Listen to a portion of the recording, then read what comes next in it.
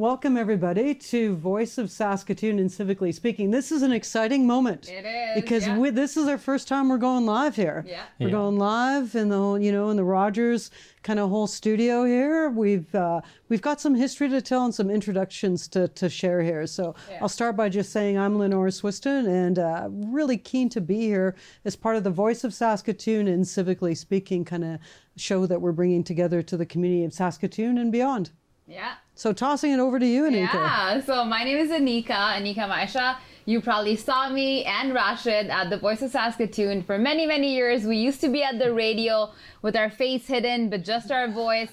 But since COVID, everything's been switched over and now everything went virtual. So we did lots of shows online, like we used to live stream, but now that we got this opportunity, we were the first ones to jump in and we're like, yes, let's do it. It's a great change. We're all up for change. So I'm very excited about this and I think it'll be a great show. So make sure you follow us. We'll be posting these also on our social media. So follow the Voice of Saskatoon and Civically Speaking. So Rashid, over to you. Thank you. Yeah, it's a great honor to be on the TV today because we were on hiding behind the scene and this is the first time we will be on the TV. So very looking forward to host this new show, Voice of Saskatoon and Civically Speaking, and looking forward to hear more about the guest experiences and their knowledge. So I will pass it on to Madhurja. Hello everyone, my name is Madhurja Ghosh and I'm very honored to be in a show that will bring in more and more community leaders, change makers, and I feel with all these wonderful people, we will be able to make some good impact on our society. Mm-hmm. Yeah, really well said. Yeah, that's great. And I mean, and this was really a grassroots effort. Civically Speaking and Voice of Saskatoon were on community radio for the longest time. And so once we, were playing around in community radio for a long time, we knew that when COVID hit, that it was really important for there to be local news and local stories coming out because of a lot of fears and a lot of apprehension. And so we joined forces. Yeah. And we didn't just stop at COVID. We started to go into international issues and kind of taking people around the world. But always at the root of it, as Majid said, is that it's all about kind of the local leadership, local change makers, and really helping to inform people around critical issues. So today, we've got three really great guests to help us kind of with this inaugural show. And we're going to ask each of them to introduce themselves. And then we're going to get into some questions and then into a conversation as time will allow us. And it's really building off of, what started in February as the month around Black History Month. And then we get into March as a month that really focuses on some really critical issues that are facing, I think, communities, not just across Canada, but around the world in the form of racism and discrimination. So these are heavy topics, but with change, we can make differences. So we brought three change makers today. So we want to start off by having you each introduce yourself. And we have the privilege with this show of being able to have guests both online and also in the studio. So thought we might start with our online guest, Carylee Benz, and have you kind of introduce yourself. Tell us a little bit about your story, and then we'll go from there. Hi. My name is Carylee, of course, and I work with the ministry, the provincial government, Ministry of Saskatchewan and Procurement. I'm currently a director within the Health Infrastructure Branch. I came to Canada 10 years almost ago, so August this year will make it 10 years. And I became a Canadian citizen only yesterday. I took my oath. Wow. So Congratulations. happy to share. That's fantastic. To Canada and moving to Saskatchewan, not having been to Saskatchewan before, was introduced to Saskatchewan by my brother, who doesn't live here anymore. He's moved back to Toronto, but I have had just an amazing experience. I currently work right now within the ministry where I've had the opportunity to bring forth and support inclusiveness within our ministry as being considered one of the visible minorities within the ministry, for bringing to the attention of our team, of our colleagues, just recognizing how important it is to be inclusive, to help to make everyone feel like a part. And I feel like it's growing, it's changing. I can see the changes. just the ability to be able to move up within government. I started off within the government 5 years ago as a procurement business partner, and I was able to grow to become a director. So there are opportunities for us no matter what the color, creed, or race. So I'm testimony to that, and I continue to support and advocate for inclusion and equality throughout. Perfect. Well, thank you so much for great. introducing yourself.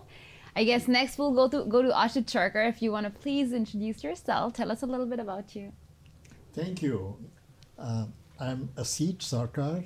I am, I guess, the senior member of the panel. We made our home in Saskatoon 54 years ago. And so, and well, you know, I might say that a lot of times people still ask me, where are you from? I said, well, is your home? I said, where am I from? Yeah. I'm from College Park, Saskatoon. And so I retired from the university as a professor emeritus in, 17 years ago. Wow. And then I had more time for the community. So right now I'm the co-chair of the Immigration Partnership Saskatoon and on a couple of civic boards, and also spend my time giving back to the community through the Rotary Club, and more recently through Truly Alive Youth and Family Foundation. So that's how I'm giving back to the community. Oh, Yeah, that's great. And I know there's lots more that you can share with us, and we'll have time in this show to hopefully explore some of the work that each of you are doing. So Carylee, and also our next guest here that we're going to introduce. So please share who you are, your name, and tell us a little bit about yourself. So my name's Natalya Mason. Asit and I have more overlap than I realized already because I grew up in Saskatoon in College Park and went to College Park Elementary School. I've got a mixed race background. My mom is from a settler farming family from the northeast part of the province near Melfort, and my dad immigrated to Canada from a very small Caribbean island called St. Lucia. Yes, on days like today, I sometimes wonder why I'm not on the beach, but I actually really love Saskatchewan, and I work at the University of Saskatchewan in the College of Medicine in an office called the Division of Social Accountability, and so we hold the college's EDI portfolio, and a lot of my work actually revolves around some of these topics of EDI and anti-racism. Oh, that's great. what a great panel. Yeah, it is. Like, we're really fortunate to have you here today. So I know we've got some questions that we've kind of preset that we're going to start off with, and I think, Rashid, you were going to lead us off there. Well, thank you so much, and I'm very inspired by the stories and your background. So looking forward to hear more about your involvement within the community. So I will start with Dr. Asit Sarkar. So the first question is what does diversity and equity means to you? Well, when Kara introduced herself, and she was saying, I'm a visible minority, and I've always kind of struggled with that term. And I am visible. Why? Because I am considered different. So that's what, where diversity comes along. But then also a minority. And so the question then comes is my daughter also going to have to introduce herself that way? And when they say, hey, I'm from Saskatoon, or I'm from North Belfort, I'm from Melfort. That should be our, kind of first introduction. So that touches on, Rashid, your question about inclusion. How do you get, if you are not born here, how do you get included? And I mentioned the other day to another event, I said, inclusion has two facets. One is someone has to include me as part of their group, their community. At the same time, I need to be part of that community. So it's a initiative from both sides. And so that's what kind of, diversity and diverse, we're all diverse in all different ways. And so diversity itself is a nice thing, but inclusion, non-inclusion is probably a more serious societal issue. Well, thank you so much. Yeah, I agree with you. Like inclusion is the main factor, and integration, as you mentioned, so both ways. So thank you for insightful conversation. I will ask the same question to the guests from online. So if you want to share your thoughts about inclusion and diversity, and how do you feel in every day of your life?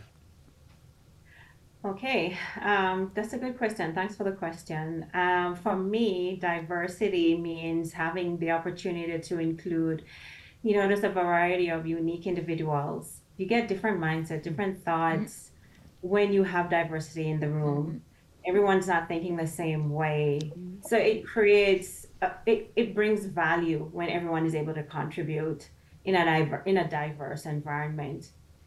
And the inclusion is not just inviting me to the dance, I would say, but make sure that I'm able to actually dance. Because sometimes we feel it's enough to say, aren't you a part? Didn't we bring you here? But then no one's communicating with you. If no one's talking or engaging you as someone who is might feel different for whatever reason, whether it be race, color, creed, religion, whatever it might be. If no one is able to interact with and engage with you within that group, you still will be there, but feel like you're not included.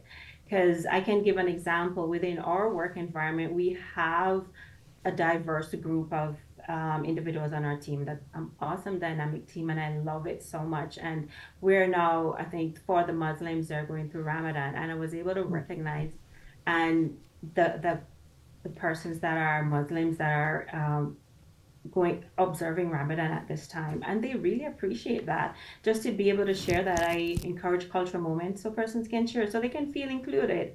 Sometimes other persons feel, I know I could not ask, but they want you to ask. This is how they will feel like they're a part. So for me, inclusion is making persons feel like they belong. Not just it's enough that we have you here. Yeah. Very good point. I think inclusion is more about including everyone and like asking question, because it will not hurt, like ask question about culture and like other information related to inclusion. So very good point. And as you mentioned about Ramadan, so like Muslim community is having Ramadan or fasting every day for the next 15 days, because we have already passed like 15 days. So back to the final guest, do you want to share anything about inclusion and diversity? Yeah, I think, to emphasize the previous points, diversity to some extent is a fact of life. And when I walk around Saskatoon, I'm often struck by how much I'm sensing the community changing compared to when I was growing up and when I was younger. And so I think that diversity has now become the norm. In comparison to honest experiences that I had as a kid in Melfort, for example, which maybe wasn't quite as diverse at that point in time. And so I was at a concert recently and looked around at all the young people in the audience, and I was really struck by how diverse that audience had become.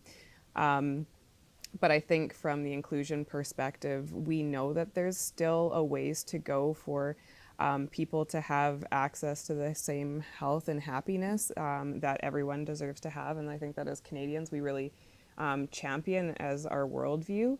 And so for me, that's where the pieces around equity come in. And what do we need to equip people with to make sure that everyone is able to thrive in our communities in the same way? Well, thank you so much. And as we can see the panel discussion today, so this is a true example of diversity and inclusion too. So different background and different culture, but we are here together to promote the message of inclusion. So thank you so much. I will ask Anika to ask the question. Yeah. Few things I loved in the conversation was I loved when Carylee said that with diversity comes different ideas. Every single person has their own unique life experiences, their knowledge, like everything. Like, so when you have a room full of diverse people from different, and it's not just, again, not just skin color, there's so many types of diversity we can have, and everyone comes with great ideas, and I feel like the end result of any collaboration is always greater than just one person with their own idea. And I also love how you said, just ask questions. If you don't know about someone's culture or someone's background, it's okay to ask. It's better to ask than assume or be scared to ask, because I would love to tell anyone if they ask me about any, even though I might not know all the details. I usually go to Madhurjo for all of that. But anyways, I'll go to the next question. Well, you know what? Before you go there, though, you just picked up on something, and I bet you our guests are curious too. I think part of this is telling a little bit about our own backstory, you know, about our own cultural things. So for yourself too, like, tell us a little bit about yourself, Anika. Yeah. Because this is part of it. You know, we've got first half in that, so we've got 3 guests, and we're inaugural here, and this might be a chance to really open it up. Yeah. So tell us a little bit about yourself. Of course, any chance I get to talk about myself, I love. That's awesome. That's awesome. So I guess, like for me, I came to Canada 12 years ago now, I think.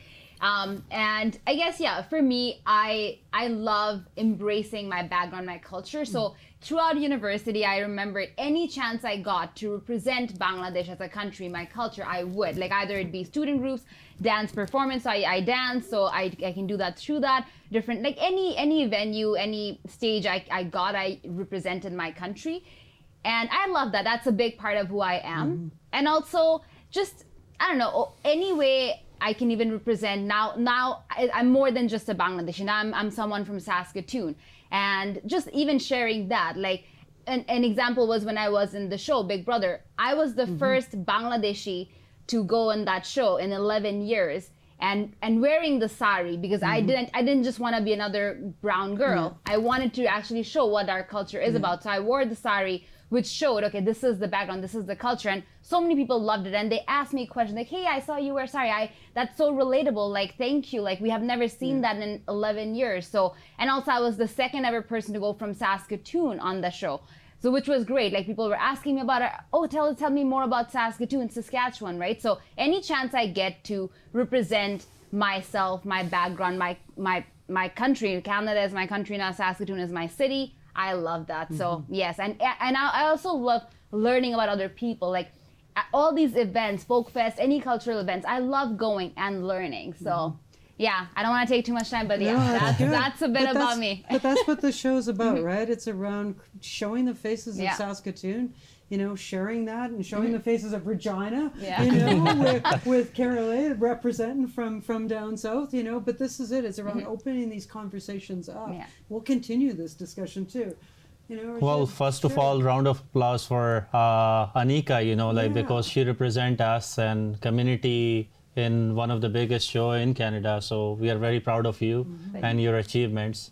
In terms of inclusion and diversity, I think I have been involved in different areas. I am one of the vice chair for Board for Diversity and Equity. And to me, it's one of the important pieces, education. You know, when we tell people about our culture and when we teach them about different like religion. So let's take an example of religion. So we did one of the annual Ramadan iftar at our mosque, inviting all the guests from different communities.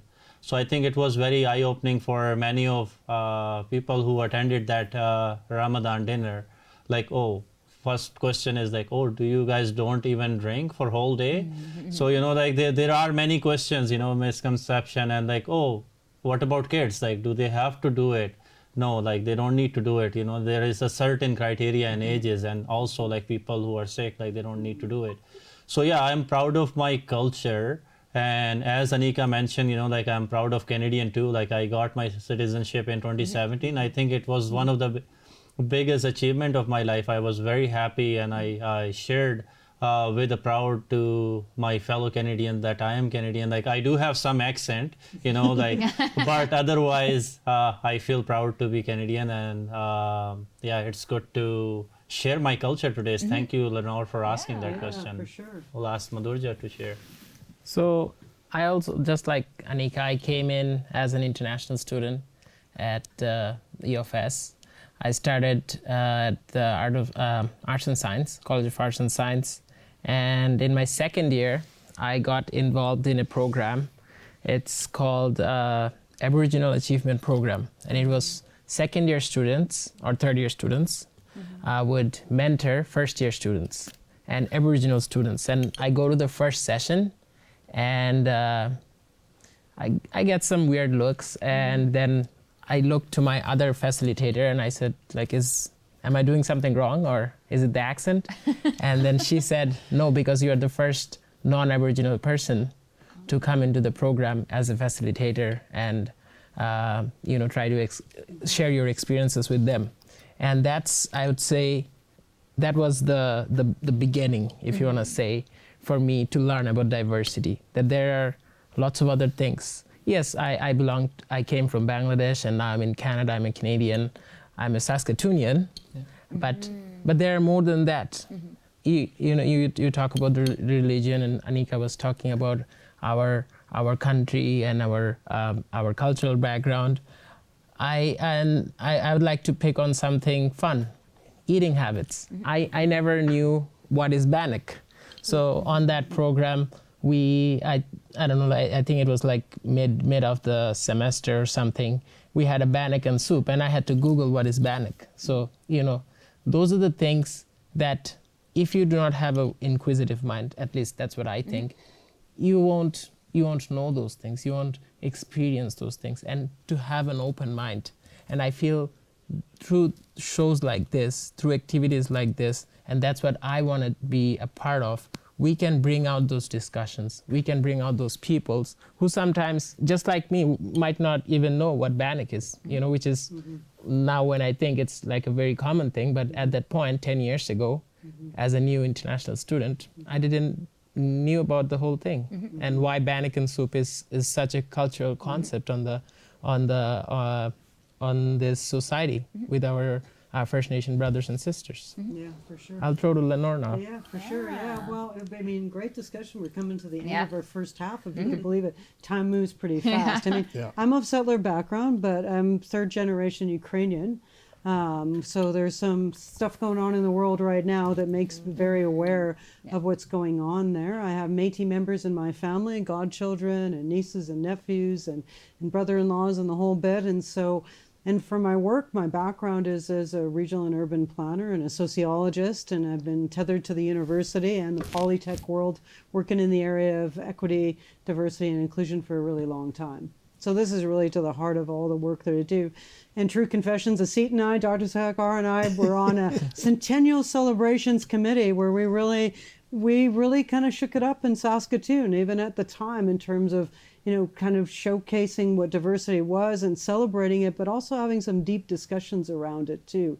I do want to recognize we're on Treaty 6 land, we're on the homeland of the Métis here, and pay our respects to each other and want to continue and learn from each other in that way and in a good way. And that brings other work that I do in my everyday life with the Office of the Treaty Commissioner and in work in cultural planning, where we work with the Yorktons of the world and Prince Alberts and Regina and Saskatoon and lots of small towns and northern and remote communities in terms of sitting in circle and really having those deep conversations, and with various different organizations too, to try to see how we can not be from where did you come from to how are you, who are you, in terms of tell me your story, and so that we learn about each other's past that way. I'm also, we'll share it here, I'm also part of a minority in terms of being part of female, and this is something from the United Nations that we still know is a cross-cutting theme when we look at race. We also look at gender. And that's another really big one, and those conversations still need to continue because we haven't achieved equity yet, as we all know as different folks around this room. And I'm also part of the rainbow community, so part of the 2S LGBTQ2IA plus community. And so that's another, whole part that is part of who we are that really needs to be continued to talk about in order to make a difference in our community and really embrace kind of that kind of the whole of our community. Let's face it. There's some things that we'll talk about in the second half here as we kind of get into the last minute of the show. But does anyone have any one last 10-second kind of thing that came to mind to close us out in the first part here? No, Dr. Sarkar.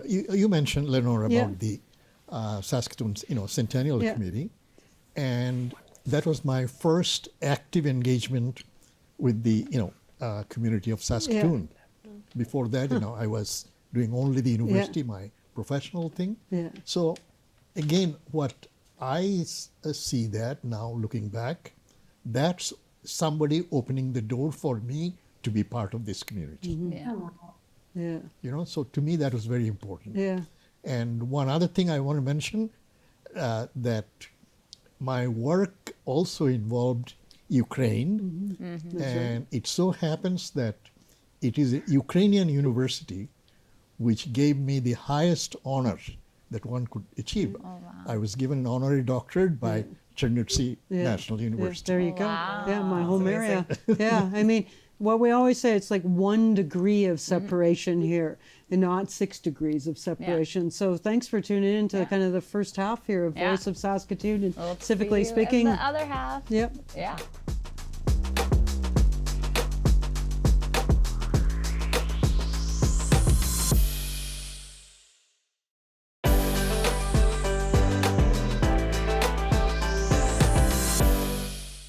Welcome back, everyone. And we're having a great discussion. I hope you're enjoying it so far.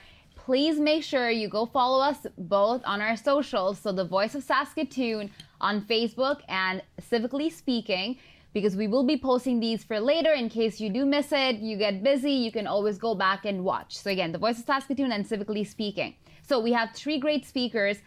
I'm going to jump right in. We have great questions. And again, anyone can jump in to answer. But my question to you would be, and I guess I'll start with Asit Sarkar. So please, what are the main challenges that you faced in your work, if you did? And is there any positive act or step that we should continue in the city and province?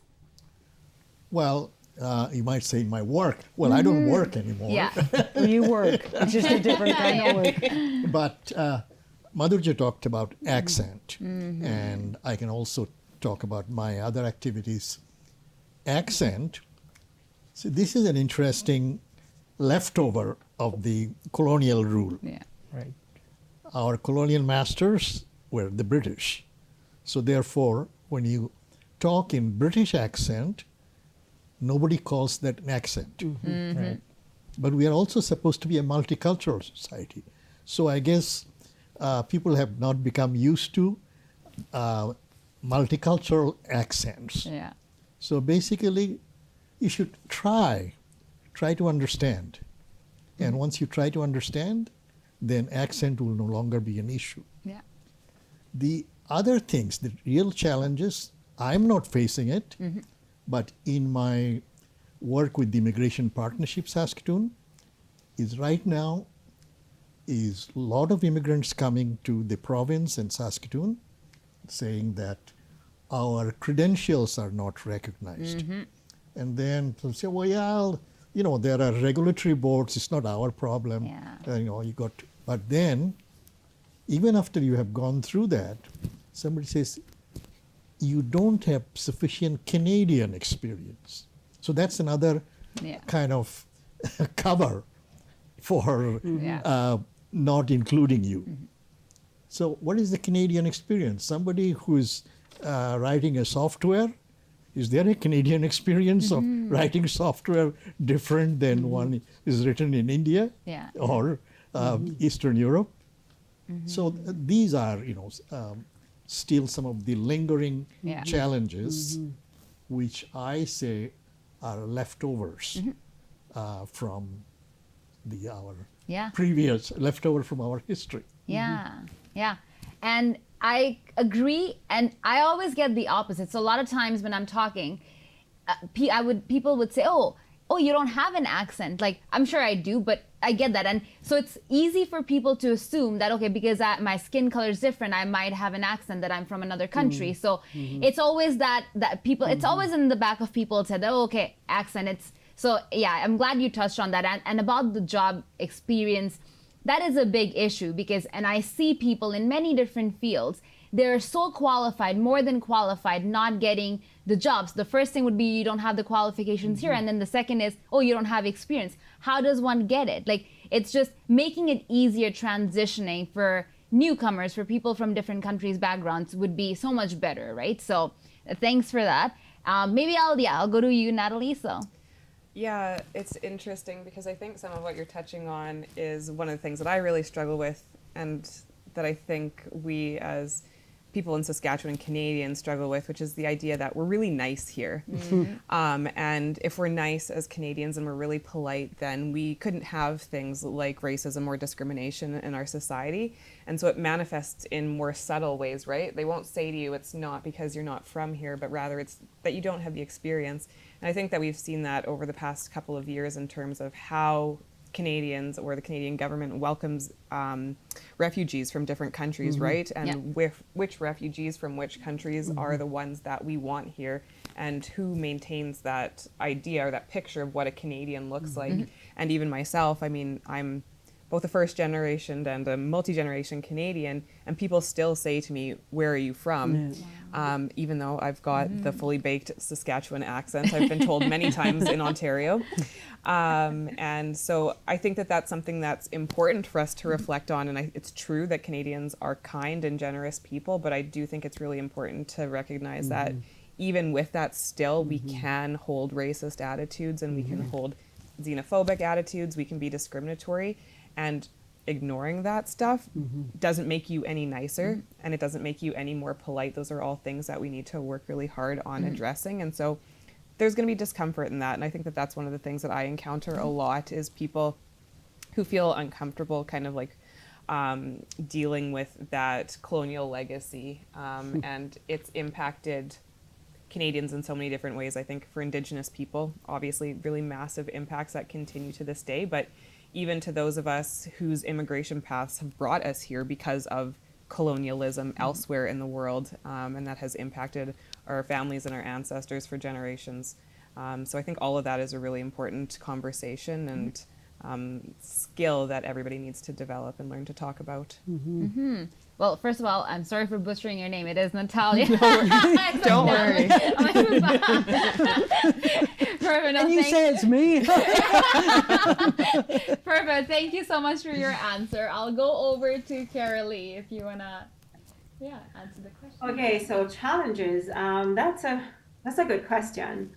So, just as our other folks on the panel has mentioned, I would say some of the challenges that I find has to do with communication, because there can be barriers. It's so funny when you spoke, and I'll touch on it for a little bit, when you spoke about experience and immigrants coming into the country not having the Canadian experience, and even when you have your master's and your other degrees, as someone who is on the other side of being a hiring manager, I have had to deal with those experiences of, okay, if we're looking for someone with a specific skill set, because especially now we've got a lot of persons who are new to the country who are applying actually, and they're applying for those senior roles. So it just depends on the role that you're applying for. Sometimes you will need to recognize that you might have to work your way up into the system, because even if you're coming from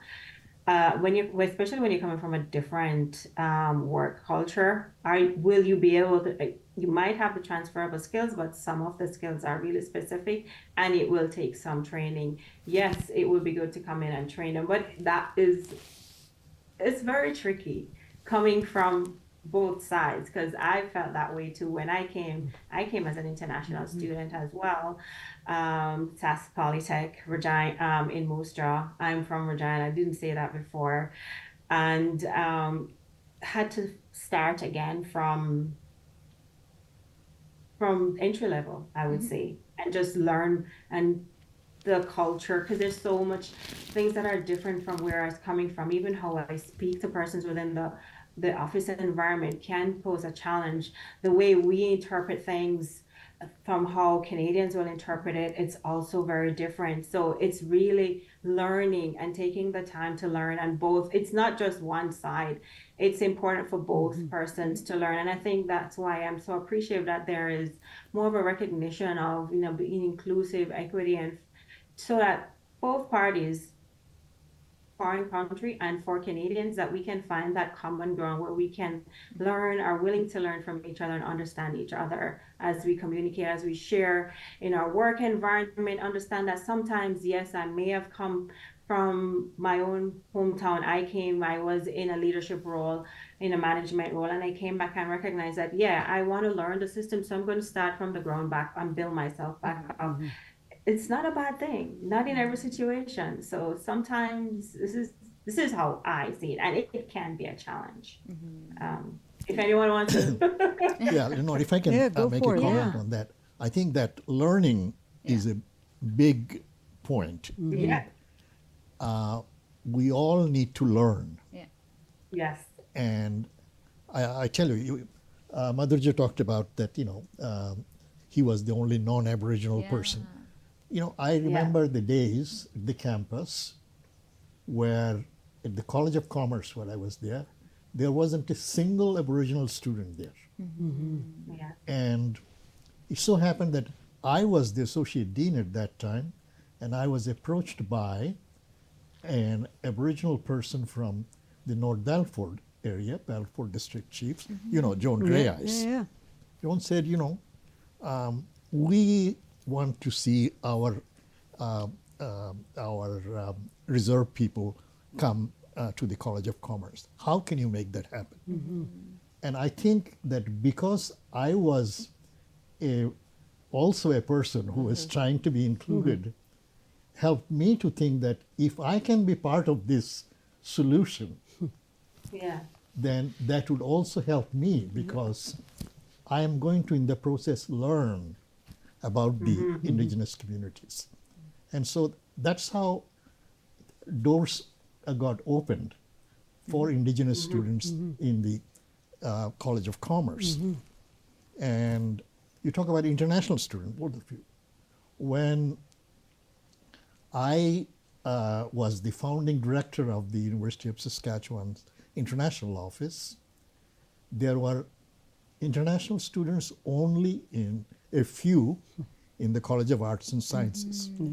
Every other faculty's door was closed. So my commitment at that time was that I am going to try to break this barrier. And I got overwhelming support. Once I said, here is the reason why this is important.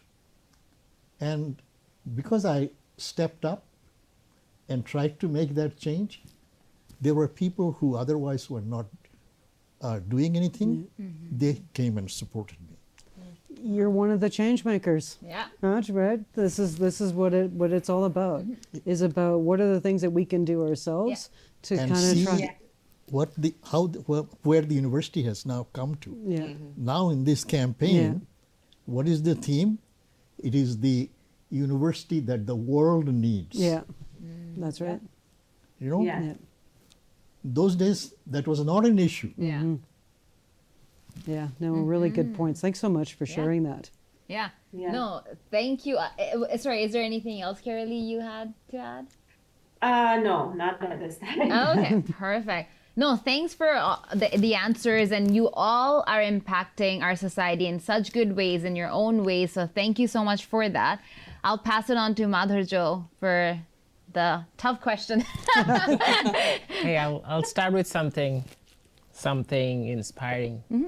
And I read it somewhere is whatever is the issue, make sure you're not the issue. So That's a great point. We all know there are lots of issues, especially leftovers. Like we all love our turkey leftovers from Christmas dinners, Thanksgiving dinners and whatnot. But I personally, through this show, would encourage everyone that we all have our colonial mindset leftovers in the back of our mind. Maybe not in front of your mind, in front of you, in the back of our mind. Maybe cook something new in your mind. We can do that. Wow. And insert. That's what I like it. and to on that note, to cook something new, I guess my next question is, what do you expect the people in your practice, in your work, in your place of, maybe in your gym, what do you want people to do in the future or in your day-to-day life so we have a great future in the making, so that it is a good future for people from all backgrounds? I'll start with Carylee. Could you repeat the question? Because my internet sometimes is acting up, sometimes you're free, so I didn't hear that question. So if you could repeat it. Yeah, I'll repeat. So the question is, what do you expect among us, the people of the society, country, city, to do and practice every day so we have a better future that is more diverse? Acceptance comes to mind. We need to learn to accept everyone for who they are individually and learn. So you accept a person, don't expect persons to be like us, even if we grew, because we all grew up with biases. Even for us as international students coming from foreign countries, immigrants, new to Canada, we come with our own biases as well, right? Because in our own country, in our own culture, there's I never knew what visible minority was until I came here. When I saw that first on a paper, I was like, what are they talking about? What's a visible minority?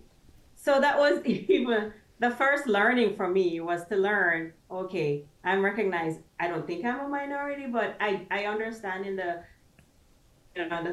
form in which this is, the meaning of it here, because like, for example, for the Black community, we are like a percentage of us within Saskatchewan. So it is just a matter of accepting each person and learning to and wanting to learn about their culture, realize that we're all from diverse backgrounds, and just making each other feel valued and included. And if we're, just like you said, if persons feel like they are important, that what they say matter, and when they come to the fore with an opinion, you're not shutting them down or saying, yeah, but you're actually giving them a voice that will make a difference. Everyone has something, everyone is important, everyone is valued. And we do have a lot more growing to do, but I would say that I think that we are growing. There's a lot of programs in place, even within the ministry, there are programs in place where right now we're working on a mini mosaic, which I'm a part of, because I too like the opportunity to showcase Jamaica whenever I can. I'm so proud of my hometown, of where I'm from. And so I will be part of that mini mosaic because I feel it's just an opportunity. It makes people appreciate you more. So be proud of who you are, and never let anyone make you feel also that you're less than who you're less than. Always be proud, always be willing to share, and be the voice in the room. Thanks, Carylee, and no more leftover turkeys for me. I'll be having Jamaican jerk chickens. I can talk about also. Yes. You talked about learning, and Madhurja talked about the challenges. I think another challenge there is unlearning. Yes. Yeah. Right. Yes. Right. Because a lot of our prejudices show up when we find some are here, some are part of our baggage, and so we need to start learning the history of this place. And those histories are not the ones that we read in the history books when we were growing up in colonial societies. Those are the histories that we learn, and this is why Lenore earlier talked about the work with the Treaty Commissioner's Office. People, newcomers, they don't know what is the treaty, what is anything. So I, again, took the time to learn, which helped me unlearn. Because said, well, here's the citizenship ceremony, and proud of that. These days, you find in the citizenship ceremony, there is an elder's voice, and also the words themselves have been changed. Right. Respect for the treaties, and that wasn't here all the time. It required specific effort. And I remember one of the citizenship ceremonies we held at the Rotary Club sponsorship was the first time in a citizenship ceremony an elder and the treaty commissioner were invited to actually provide the first welcoming words Yeah. to the new citizens. Yeah. That's amazing. Yeah. And that helped me to understand where I have been, where am I? My attitude towards indigenous peoples changed drastically, Yeah. Yeah. because now I understand what is the meaning of being in as a guest in someone else's land. Yeah. Yeah. Right. Yeah. Yeah, it's great points. Really Yeah. great points. Natalia, if you want to share some thoughts. Well, some overlap as well. I think the unlearning piece is really important to me. I include in every bio that I have before I start teaching any content on EDI that I'm committed to learning and unlearning. And I think that that's a really critical part of humility, which is important to do this work with people, is recognizing that, things can be one way one day and then we learn. And when we've learned, we do better. And that I think that's a really important practice for people to be able to hold. He also reminded me of a quote from Toni Morrison where she said that once you get the job that you've been brilliantly trained for, remember that it's your role to hold the door open, to bring other people with you and to empower them. And so that's something that I think about a lot. And I think that's kind of tied to this idea of privilege, which is the first thing that jumped out at me. I know that sometimes people get really sensitive or defensive when you bring up the idea of privilege, but a lot of us do have privilege. Even though I'm somebody that has a lot of marginalized identities, I also know that I've been fortunate to have a post-secondary education, to speak English as a first language. There's a lot of tools that I have at my disposal, and all of those things are also places where I have leverage to make change. And so it's really important that we don't sit in the guilt or the defensiveness, but that we find those opportunities to be the person that speaks up, to be the person that holds the door open for somebody else to come through after them. And I think that those are all some of the small pieces that help to build the change that we want to see in our community. Yeah, no, that's So important. yeah. Yeah. Yeah. So critical, because a lot of times you ask about the challenges. Yeah. These challenges are also coming from people who have had the privilege Yeah. and now are trying to Yeah. keep the door shut for the Right. other people. Still holding on. Yeah. Still holding on. Yes. And it's about trying to let go, right? And it's really about embracing that letting go and that unlearning. We're coming to kind of the last couple of minutes here of the show and that, and I want to give an opportunity for each of you, just in terms of where you see the state of kind of things in Saskatchewan, and where do we see that state going in the years to come? It's kind of a bit of a jumping point off of the current kind of thing, but just in terms of that, like kind of the state of where are we, as Saskatchewan? How are we doing? How do you think we're doing? And kind of where do you see us going in the next few years? And let's just look out there on the horizon, the next 5, 10, stretch it out there, even to 25 plus. Where do we see us going? And I'll start with you, Natalia. I've had the opportunity to work with young people a lot in Saskatoon, but across the province. I was actually a sex ed teacher, which is a whole conversation for a different day. And I do lots of work with Girl Guides of Canada, and I really think that young people are so much wiser and more attuned to the needs of other people now than we were when I was young.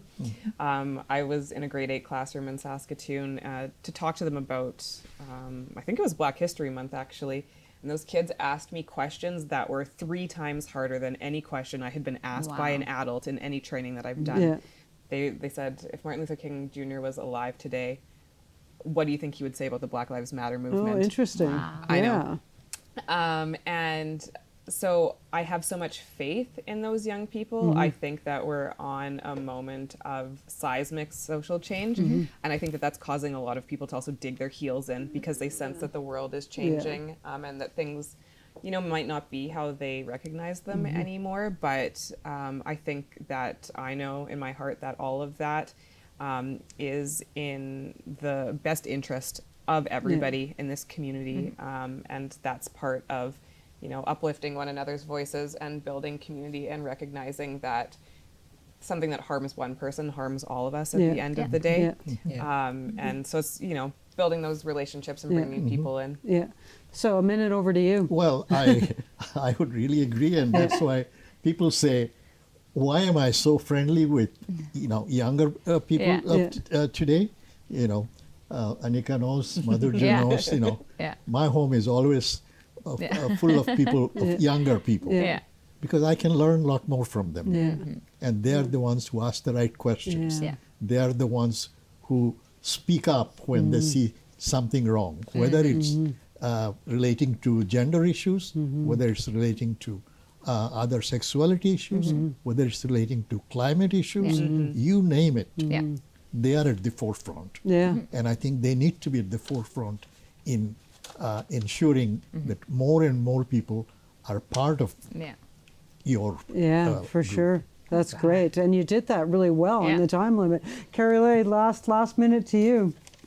Oh, well, next 5, 10, 15, I think we are on the right track. We are growing, especially in the ministry. There's constantly, just a reminder. There was on our hub, just reminding us of the anti-discriminatory day, March 21st, just putting it in people's in your face so that you can see it, so that you're reminded, talking about it more. These are things that help us to make it become the norm, so it doesn't seem so foreign to you or far-fetched. So I find that's happening, and I like that, the trend that we're progressing on. So I see that we will one day get to the point where diversity is not, such a big deal anymore. People will see each other as one. We don't see each other as First Nations or Black, or we're just one big blend.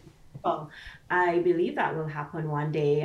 In our generation, maybe not, but definitely for the next, because I had put up our Black History Month for my background, and one of our consultants said to me, "Oh, I know that our daughter is doing that in school." So it's being taught to the young. Thank you. They're learning. Do you know what I mean? And Perfect. this is where it starts. They're young, curious minds asking the right questions, like what Natalya said. I mean, asking these pertinent questions.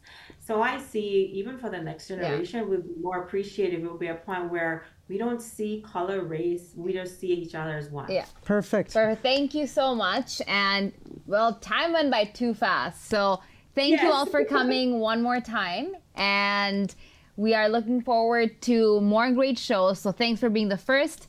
And great night. The first inaugural guest. So, Natalya, Dr. Asit, and to Carylee online, to our team here. We're figuring it out. So thanks again for joining us, and we'll have you back. We're going to have you back. Check it in. So thanks for tuning in too. Thanks for watching, and make sure we'll be posting shows every month. So keep an eye and make sure to follow our socials, The Voice of Saskatoon and Civilly Speaking. Until then, have a great night.